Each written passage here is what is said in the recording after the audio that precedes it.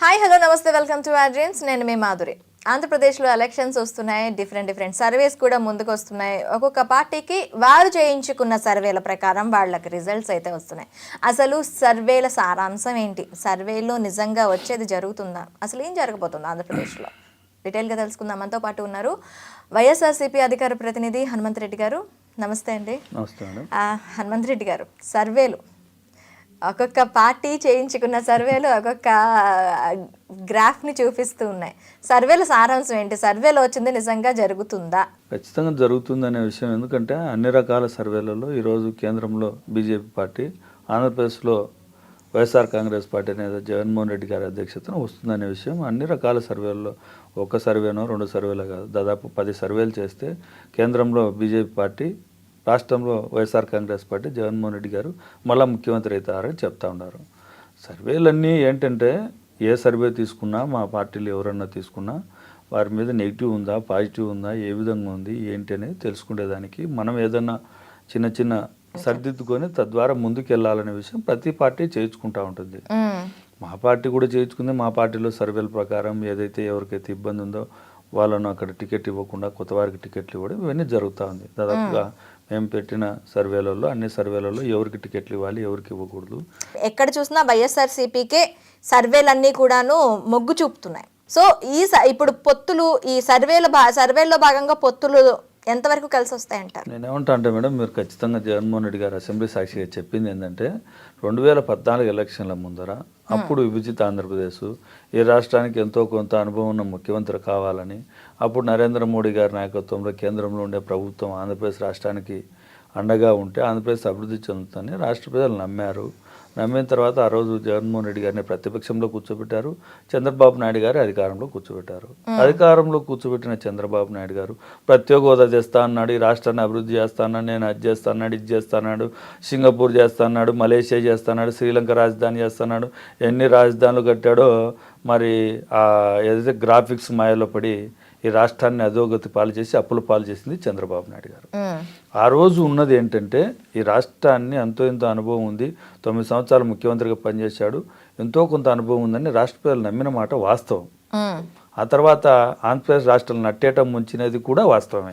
2019 ఎలక్షన్లు వచ్చేసరికి దాదాపుగా 2,70,000 కోట్ల రూపాయలు అప్పులు చేసి, అంతకుముందు 1,50,000 కోట్ల రూపాయలు విభజిత ఆంధ్రప్రదేశ్కు మనకు అప్పులు వస్తే తర్వాత 2,60,000 2,70,000 కోట్ల రూపాయలు అప్పులు చేసి చంద్రబాబు నాయుడు గారు అప్పులు చేసి ఆంధ్రప్రదేశ్లో వచ్చే రెవెన్యూను అన్నిటినీ తన అనుమాయులకు తను ఏ విధంగా అడ్డంగా దోచుకోవాలనో అన్ని రకాలుగా దోచుకొని ఏదైతే అమరావతి ప్రాంత రైతుల యొక్క భూములను లాక్కొని దాంట్లో కూడా ఆ రైతుల భూములను తాకట్టు పెట్టి 15,000 కోట్ల రూపాయల అప్పులు తెచ్చి దాంట్లో కూడా 4,500 కోట్ల రూపాయలు మాత్రమే ఖర్చు చేసి దాంట్లో 2,000 కోట్ల రూపాయలు లంచం తీసుకున్న వ్యక్తి చంద్రబాబు నాయుడు గారు. ఇవన్నీ నేనేదో మీకేదో ఉజ్జాయింపుగా చెప్పడంలా, ఇవన్నీ అవినీతి చేసిన విషయం. ఎక్కడో బాంబేలో ఒక తీగ లాగితే చంద్రబాబు నాయుడు గారి ఇంట్లో డొంక కదిలిందనే విషయం, షాపోజీ పుల్లంజీ ఎల్ఎన్టీ సంస్థల నుంచి ఏ విధంగా డబ్బులు తీసుకున్నారు, 2,000 కోట్లు ఏ విధంగా తీసుకున్నారనే విషయం కేంద్రం యొక్క ఇన్కమ్ ట్యాక్స్ అధికారులు చెప్పిన అంశమే. బాబు 2,000 కోట్ల రూపాయలు లంచం తీసుకున్నారు, ఈ విధంగా అక్రమార్జన చేశారనే విషయం నేను చెప్పింది కాదు. కేంద్రం యొక్క వాళ్ళు నోటీసులు ఇచ్చారు, దానికి నోటీసులుగా ప్రతి నోటీసులు ఇచ్చారు, దానికి ఇంకా ఇంతవరకు సమాధానం చెప్పలేని పరిస్థితుల్లో చంద్రబాబు నాయుడు గారు ఉన్నారు. అది కేంద్రంలో ఉండేది. ఏదైతే మన ఇటువంటివన్నీ ఇలా తప్పుడు లెక్కలు చేసి తప్పుడు ప్రభుత్వ సొమ్మును అప్పనంగా దోచేసింది చంద్రబాబు నాయుడు గారు. 2019 ఎలక్షన్ల తర్వాత జగన్మోహన్ రెడ్డి గారు ముఖ్యమంత్రి అయ్యారు. ముఖ్యమంత్రి అయిన తర్వాత ఇంతవరకు దాదాపుగా మమ్మల్ని అప్పులని చెప్తా ఉన్నారు చంద్రబాబు నాయుడు గారు, ఏదైతే పవన్ కళ్యాణ్ గారు, ఈ మధ్యనే వచ్చిన కాంగ్రెస్ పార్టీ నేత షర్మిలమ్మ గారు, ముగ్గురు చెప్తా ఉన్నారు. కేంద్ర ప్రభుత్వం ఏం చెప్తుంది? పార్లమెంటు సాక్షిగా పార్లమెంటు సభ్యులు అడిగిన దానికి దాదాపుగా 6,50,000 కోట్లు 60,000 కోట్లు గతంలో చెప్పారు. ఈ రోజుకైతే 7,00,000 కోట్ల రూపాయలు అప్పులు ఉన్నాయనే విషయం చెప్పారు. మొత్తం నేను చెప్పేది 1,50,000 కోట్లు 2,70,000 కోట్లు దాంతో సహా ఇప్పటి వరకు రాష్ట్ర ప్రభుత్వం చేసిన అప్పులు 7,00,000 కోట్లు. దాంతోపాటు గతంలో ఏదైతే 4,00,000 కోట్ల రూపాయల అప్పులు ఉన్నాయో, చంద్రబాబు నాయుడు గారు దిగిపోయే నాటికి 4,00,000 కోట్ల రూపాయల అప్పులు ఉన్నాయో దానికి వడ్డీలు కడుతూ 2,70,000 కోట్లు డీబీటీ పద్ధతి ద్వారా ప్రజలకు అందించి జగన్మోహన్ రెడ్డి గారు అందించిన తర్వాత ఈరోజు అప్పులు జగన్మోహన్ రెడ్డి గారు ముఖ్యమంత్రి అయిన తర్వాత చేసిన అప్పులు కేవలం 2,90,000 కోట్ల రూపాయలు. అంటే అవి సంక్షేమ పథకాల గురించి చేశారంటున్నారు. అదే మేడం, నేనేమంటే సంక్షేమ పథకాల గురించి చేశారు. నేను అంటున్నా 17 మెడికల్ కాలేజీలు ఈ రాష్ట్రానికి తీసుకొచ్చింది జగన్మోహన్ రెడ్డి గారు కదా. 4 పోర్టులు కట్టిస్తా ఉండేది జగన్మోహన్ రెడ్డి గారు కదా. 10 సీ పోర్టులు కట్టిస్తా ఉండేది జగన్మోహన్ రెడ్డి గారు కదా. ఏదైతే ఉద్దానం ప్రాంత యొక్క సమస్యను, ఏదైతే గత శతాబ్దాలుగా ఆంధ్రప్రదేశ్ రాష్ట్రంలో అక్కడ ఉండే ఉద్దానం సమస్య, కిడ్నీ సమస్యను పరిష్కరించకుంటే సూపర్ స్పెషాలిటీ హాస్పిటల్ కట్టించి దానికి శాశ్వత పరిష్కారం చేసింది జగన్మోహన్ రెడ్డి గారు కదా. ఏదైతే 780 కోట్ల రూపాయలతో అక్కడ ఆ ప్రాంత ప్రజలకు తాగునీటి సౌకర్యం, ఇంటింటికి నీటి సౌకర్యం, సురక్షితమైన మంచినీటిని అందించింది జగన్మోహన్ రెడ్డి గారి ప్రభుత్వం కదా. గతంలో మీరు చేస్తూ ఉంటే చంద్రబాబు నాయుడు గారు ఇవన్నీ చేస్తా ఉంటే మేమేమన్నా వద్దన్నామా? ఆంధ్రప్రదేశ్ రాష్ట్ర ప్రజలు ఏమైనా వద్దన్నారా? మా ఇంటికి నీళ్ళు ఇస్తా ఉంటే వద్దని ఎవరైనా చెప్పారా? హాస్పిటల్ కట్టిస్తా అంటే వద్దని చెప్పారా?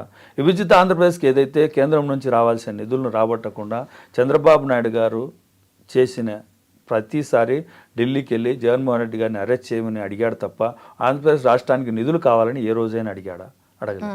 మేము ఎక్కడ పొత్తులో లేం బీజేపీ పార్టీతో, కేంద్రంలో ఉండే ప్రభుత్వంతో మేము పొత్తులో లేం. ఏదైతే పోలవరానికి రావాల్సిన నిధులు రాబట్టింది జగన్మోహన్ రెడ్డి గారు.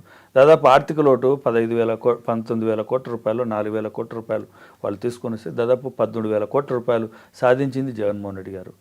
అంటే రాష్ట్రానికి రావాల్సిన, కేంద్ర ప్రభుత్వం నుంచి రావాల్సిన విభజిత ఆంధ్రప్రదేశ్లో ఏదైతే చట్టంలో ఉన్న అంశంలో దాంట్లోకి రావాల్సిన ఏదైతే ఉందో దాన్ని తీసుకొచ్చింది జగన్మోహన్ రెడ్డి గారు. పోలవరాన్ని ఏదైతే ఇప్పుడు పోలవరం కట్టేదానికి ఏదైతే నిధులు రావటంలో దాదాపు 15,000 కోట్ల రూపాయలు నిధులు రాబట్టింది జగన్మోహన్ రెడ్డి గారు. ఇదంతా అభివృద్ధి కాదా అని అడుగుతా ఉన్నా. ఇంగ్లీష్ మీడియం పేదవాడికి చదువు ద్వారానే, ఏదైతే చదువు ఉందో ఆ చదువు ద్వారానే పేదరికాన్ని నిర్మూలించవచ్చని నమ్మిన వ్యక్తి జగన్మోహన్ రెడ్డి గారు. నాకు తెలిసి సామాన్యులైనా, మధ్యతరగతి కుటుంబాలైనా, పేదవారైనా తన పిల్లలను మంచిగా చదివించుకోవాలా, మంచిగా వైద్యం చేయించాలా, ఆరోగ్యం మంచిగా చూసుకోవాలనే దిశగా ప్రతి ఒక్క కుటుంబం ఆలోచిస్తుంది.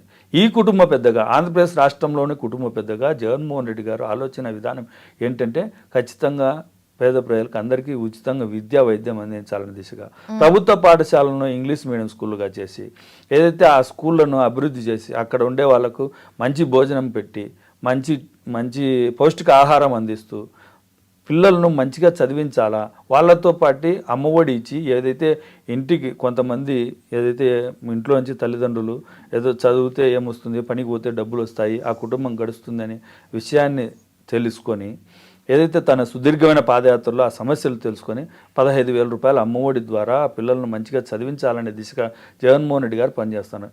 ఇది అంతా అభివృద్ధి కాదా అని అడుగుతున్నా. ఇంగ్లీష్ మీడియం పేదవాడు పెత్తందారులు అంటే అంటే డబ్బున్న వారి పిల్లలు ఏదైతే ప్రైవేట్ స్కూళ్ళలో ఇంగ్లీష్ మీడియం స్కూల్లో చదువుతూ ఉన్నారో అదేవిధంగా పేదవారికి కూడా గవర్నమెంట్ స్కూల్లో ఇంగ్లీష్ మీడియం తీసుకొచ్చింది జగన్మోహన్ రెడ్డి గారు కాదా? నేను మిమ్మల్ని తెలుగుదేశం పార్టీని, లేకుంటే జనసేన పార్టీని, కాంగ్రెస్ పార్టీని ముగ్గురిని పిలుస్తా ఉన్నా, మీడియా సాక్షిగా పిలుస్తా ఉన్నా.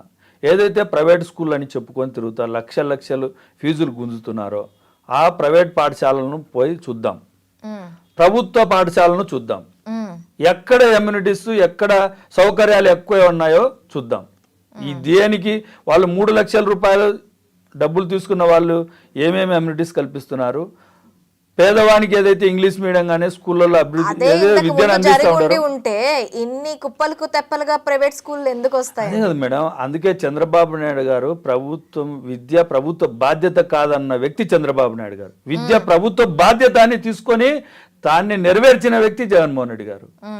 వ్యవసాయం దండగా అన్న ముఖ్యమంత్రి చంద్రబాబు నాయుడు గారు. వ్యవసాయాన్ని పండగ చేయాలని వ్యవసాయ రైతులకు ప్రతి ఒక్కరికి రైతు భరోసా ద్వారా దాదాపు 12,500 రూపాయలే జగన్మోహన్ రెడ్డి గారు చెప్తే 50,000 రూపాయలు చెప్తే ఈరోజు 67,500 రూపాయలు ప్రతి రైతు అకౌంట్లో డబ్బులు వేసింది జగన్మోహన్ రెడ్డి గారు. రైతు ఖచ్చితంగా మంచిగా ఉండాలి, నాణ్యమైన విత్తనాలు అందించాలి, నాణ్యమైన మందులు అందించాలి, వాళ్ళు పండించిన పంటకు నాణ్యమైన ధర అందించాలని రైతు భరోసా కేంద్రాల ద్వారా ప్రతి గ్రామంలో రైతు భరోసా కేంద్రం ఏర్పాటు చేసింది జగన్మోహన్ రెడ్డి గారు. ప్రతి ఊరికి గ్రామీణ హెల్త్ సెంటర్లు తీసుకుపోయింది జగన్మోహన్ రెడ్డి గారు. ఫ్యామిలీ డాక్టర్ కాన్సెప్ట్ తీసుకుపోయింది జగన్మోహన్ రెడ్డి గారు. ఆరోగ్యశ్రీని 25 లక్షలకు పెంచింది జగన్మోహన్ రెడ్డి గారు. ఇవన్నీ అభివృద్ధి కాదా అని అడుగుతా ఉన్నా. ఏదైతే అభివృద్ధి లేదు జగన్మోహన్ రెడ్డి గారిని విమర్శిస్తున్నారో వాళ్ళందరికీ చెప్తా ఉన్నా, ఇవన్నీ అభివృద్ధి కాదా? ఏ గ్రామానికైనా ప్రతి కుటుంబాన్ని అడుగు, గ్రామంలో అభివృద్ధి జరిగితేనే ఓటేమని అడుగుతా ఉన్నాం. మీరు అడిగే పరిస్థితి ఉందా అంటున్నా. 14 సంవత్సరాలు ముఖ్యమంత్రిగా పనిచేసిన చంద్రబాబు నాయుడు గారు నేను చేసిన అభివృద్ధిని చూసి ఓటేయండి, నేను 2014 నుంచి 2019 వరకు ఏదైతే పరిపాలన అందించానో ఆ పరిపాలన తిరిగి తీసుకొస్తానని చెప్పండి. లేదు, జగన్మోహన్ రెడ్డి గారు ఇస్తున్న సంక్షేమ కార్యక్రమాలను నేను ఎక్కడ ఆపను, ఖచ్చితంగా నేనే చేస్తాను, సైకో అని చెప్తాను. ఎవరు సైకో మేడం? రాష్ట్రాన్ని అప్పుల పాలు చేసింది చంద్రబాబు నాయుడు గారు, ఆయన సైకోనా? రాష్ట్రాన్ని అప్పుల పాలం 22% అప్పులను పెంచితే చంద్రబాబు నాయుడు గారు 12% తగ్గించి రాష్ట్రాన్ని ఆంధ్రప్రదేశ్గా మార్చే దిశగా జగన్మోహన్ రెడ్డి గారు పనిచేస్తూ ఉన్నారు. గతంలో చంద్రబాబు నాయుడు గారు 9 సంవత్సరాల ఆంధ్రప్రదేశ్ ఉమ్మడి ఆంధ్రప్రదేశ్ను పరిపాలిస్తే అప్పుల ఆంధ్రప్రదేశ్గా చేసింది చంద్రబాబు నాయుడు గారు. ఆ తర్వాత వచ్చినటువంటి డాక్టర్ వైఎస్ రాజశేఖర రెడ్డి గారు 2004 నుంచి 2009 వరకు ఆ అప్పుల ఆంధ్రప్రదేశ్ను ఆదాయ ఆంధ్రప్రదేశ్గా మార్చింది డాక్టర్ వైఎస్ రాజశేఖర రెడ్డి గారు. ఖచ్చితంగా ఈ అభివృద్ధి అంతా కూడాను ఈ సర్వేలో తేటతెల్లం అయిందంటారు. అంతే కదా మేడం. ఈ సర్వేలు, నేను చెప్పే సర్వేలన్నీ కూడా జగన్మోహన్ రెడ్డి గారి పాలన పట్ల ప్రజలందరూ సుముఖంగా ఉన్నారనే విషయం ప్రజలు, ఏదైతే నరేంద్ర మోడీ గారు చేసిన అభివృద్ధి మిగతా రాష్ట్రాల్లో లేకుండా ఉత్తరాదిన ఇంకొకటి చేసిందో, ఆంధ్రప్రదేశ్ రాష్ట్రాన్ని అధోగతి పాలు చేసిందనే విషయం బీజేపీ పార్టీ కానీ, కాంగ్రెస్ పార్టీ కానీ, తెలుగుదేశం పార్టీ కానీ, జనసేన పార్టీ కానీ అవన్నీ అధోగతి పాలు చేస్తాయనే 25కు 23 ఎంపీ సీట్లు వైఎస్ఆర్ కాంగ్రెస్ పార్టీ గెలుచుకుంటుంది అని సర్వేలు చెప్తున్నాయి. అదంతా నిదర్శనమే కదా. ఏదైతే నరేంద్ర మోడీ గారికి దేశవ్యాప్తంగా ఎంపీ సీట్లు వస్తుంటే ఆంధ్రప్రదేశ్ రాలేదంటే ఆంధ్రప్రదేశ్ను బీజేపీ పార్టీ అశ్రద్ధ చేసిందనే కదా నేను చెప్తా ఉండేది. దానికే కదా నిదర్శనం. ఏ పార్టీకైనా సీట్లు వస్తున్నాయంటే ఏంటి, ఆంధ్రప్రదేశ్ను కాపాడేది జగన్మోహన్ రెడ్డి గారు ఒక్కరే అనే విషయం ఈ సర్వేల ద్వారా తెలుస్తా ఉంది. Okay, thank you very much sir.